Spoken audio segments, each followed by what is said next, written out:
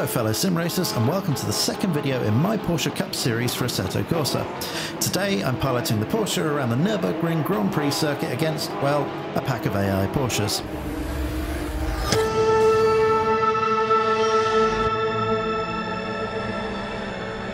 There you go, I'm starting to remember to look up with my whole head so you guys can see the lights, one of those little quirks of VR. We get a decent start unlike in the first video in the series. I have to remember to blend the clutch a little bit more with the Porsche than some of the other GT3 and GT cars. Decide to take a tight line up against the wall there and hope the AI doesn't kill us. Brake a little bit early to avoid the swerving Porsche, still catch a bit of grass, and we're going to take a very gentle turn one. AI has yet to manage to kill us, so this is good. The Acer car for some reason wandering off way offline there, so we'll just nab that position. As is the Golf car as well. I got this, I managed to pick up a skin pack from Race Department. I'll put the link in the description for sort of some classic GT style skins for the Porsche Cup cars. I think the Assetto Corsa stock ones are a bit rubbish, so it's nice to, well, it's nice to have a bit of variety really. Got these two battling Porsches here and the tastefully sponsored Amazon car leaves us plenty of room on the inside there. Thank God Amazon didn't end up as a sponsor for McLaren. As a McLaren fan, I can say that wholeheartedly that I don't particularly want their money and I don't want their logo on the side of the car. But anyway, moving on, those of you that watched my previous Porsche Cup video will know that I'm trying to string together a series of races in the same car. Like many sim racers, I can be a bit of a butterfly when it comes to racing, flip between lots of different cars and sims and tracks, and well, that's really great fun. It doesn't really help me to get into rhythm and learn the cars in any great detail. So that's why I am doing a series of Porsche Cup races and why I'm here at the Nurburgring Grand Prix circuit today. Specifically at the Nurburgring Grand Prix circuit, just because I saw NegenTienTwaalf's video earlier in the week comparing Assetto Corsa and iRacing and race room, and I just sort of thought, car looks fun to drive here, let's give it a go. And it is. You get a good Porsche number on the car in front. As I do get a little bit of understeer through the final corner and sort of compromise my exit, but we're still sticking with the guy in front and should be able to exploit the fact that the AI is always a little bit earlier on the brakes down into T1 and a little bit earlier on the brakes might be a bit of an understatement there. So yeah, Porsches aren't really my thing when it comes to race cars. Another good Porsche number there as well. Yeah, not really my thing, not a fan of understeery cars, and I'm not a big fan of GT3 cars in general. So in theory I should really hate this car, but I don't. If you don't overdrive the car too much, which, you know, I do have a tendency towards doing when I get a bit flustered, yeah, if you don't overdrive it, you don't induce too much turn-in understeer, which actually makes it really quite fun to sort of balance as you go through the corner, and you end up with a great car that, when it's on the limit, is really fun to drive.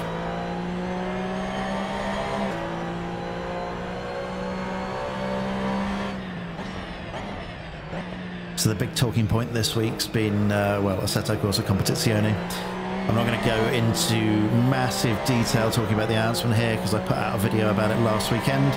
But suffice to say, I'm really excited. If Kunos can pull off everything that they've promised while keeping the sort of core of the Assetto Corsa physics and the tyre model in particular, then we're in for a really, really big treat.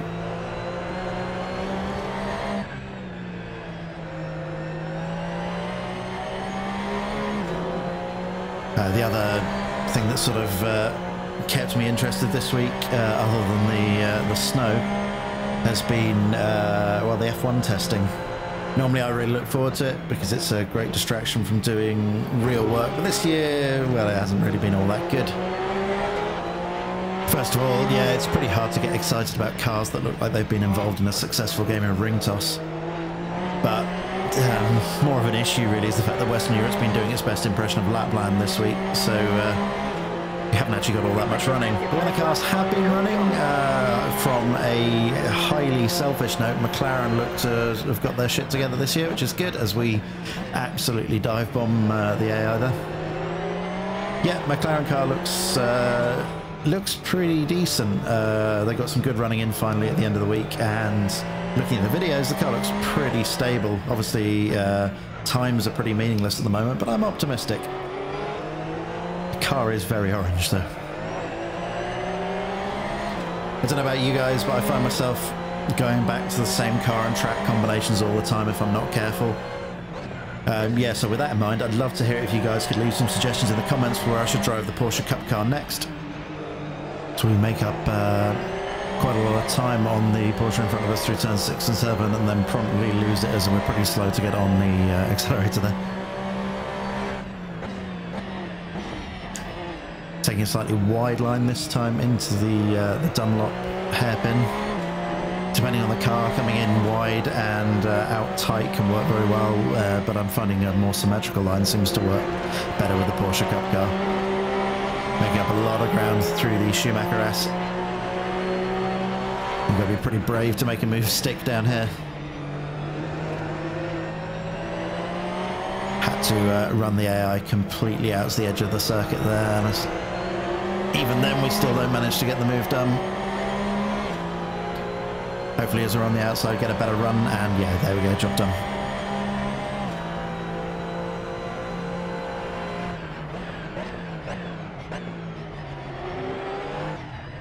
Ooh, big mess through the chicane there. Starting to get a bit complacent, I think. There you go, there's some of that understeer you get from overdriving the car.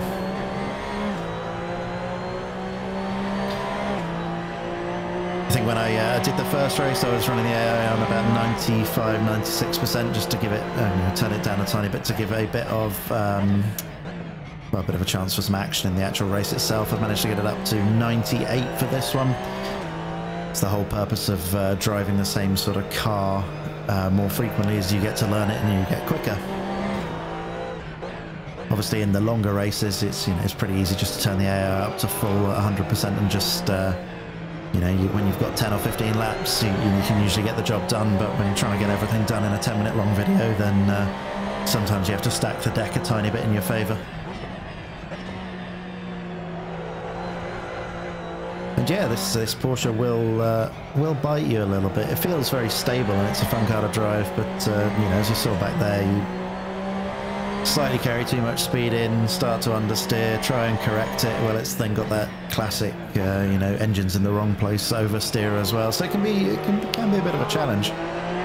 So we think I trail brake a little bit better than the AI does, so it's quite easy to make up a lot of ground through some of the slow corners because you can get the weight transfer onto the front tyres a lot better than the AI can. I'm not going to lose any sleep over the AI's lack of ability in that area. So we completely avoid any interest in getting near the apex there.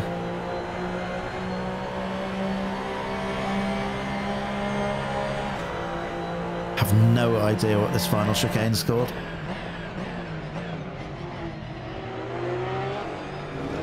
But we get it right this time. Car rides the curbs pretty nicely actually, so you can afford to take a bit more curb than that if you want.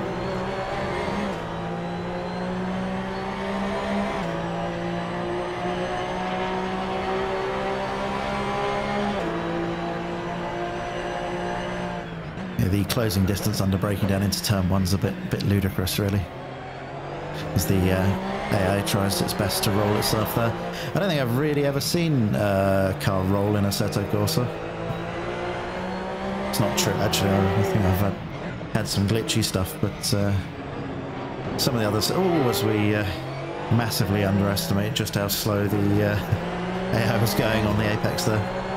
Now, in other sims, particularly iRacing, you get some fun stuff going on with cars and their roofs and stuff, but Assetto Corsa seems to be a lot more planted in that regard as we once again understeer through turn 6. Not the best run through turn 7, which means we are a long way behind the next AI, and we're running out of corners here. This is the final lap. We make up a lot of ground under braking into the Dunlop hairpin. And there you go, that symmetrical line definitely helping us. In the last few laps we've been quicker through the Schumacher S, so we take a little bit too much curb, getting greedy there, but well, getting desperate more than greedy, it has to be said.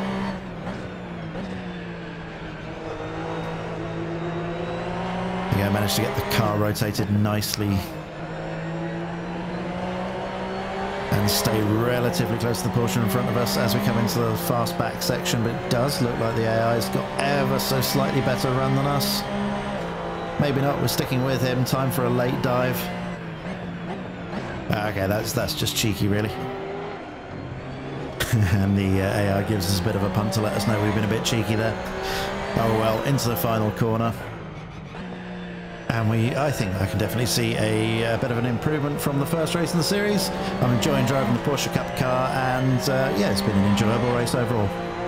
They go 8th place from 24, I'll definitely take that. Anyway guys, as always, if you've enjoyed the video, please consider hitting like and giving us a subscribe. And until next time, thank you for watching and goodbye.